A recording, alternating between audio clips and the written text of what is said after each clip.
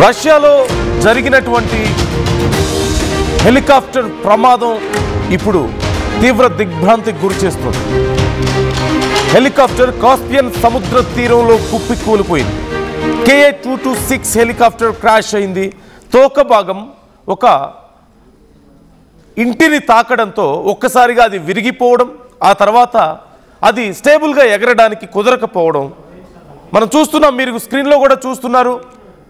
ఈ ఘటనలో ఆ పైలట్తో పాటు 4 ప్రాణాలు కోల్పోయారు. మరో 3కి తీవ్ర గాయాలైనట్లుగా తెలుస్తోంది. గ్లిజియర్ ఎలక్ట్రోమెకానికల్ ప్లాంట్ ఉద్యోగులు తరలించేటువంటి ఉద్యోగులకి సంబంధించినటువంటి హెలికాప్టర్గా తెలుస్తోంది.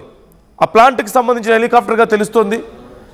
ఈ నేపథ్యంలో ఇప్పుడు ఈ వీడియో సోషల్ మీడియాలో వైరల్గా మారుతుంది. ఒక్కసారి మీరు చూడొచ్చు, వెనక భాగం మొత్తం పూర్తిగా విరిగిపోవడంతో అది ల్యాండ్ అవ్వలేక అలాగని ఎగరలేక చాలా కష్టపడుతున్నటువంటి పరిస్థితి అది మనకి క్లియర్గా కనిపిస్తోంది. అయితే ఇక్కడ అక్కడ ల్యాండ్ అవ్వడానికి ముందే ఒక ఇంటిని ఎవరూ లేరు ఆ ఇంట్లో. ఆ సమయానికి అదృష్టవశాత్తు ఆ ఇంటి పై భాగంలో ఆ తోక తగిలినట్లుగా తెలుస్తుంది. హెలికాప్టర్ తోక భాగం తగిలింది.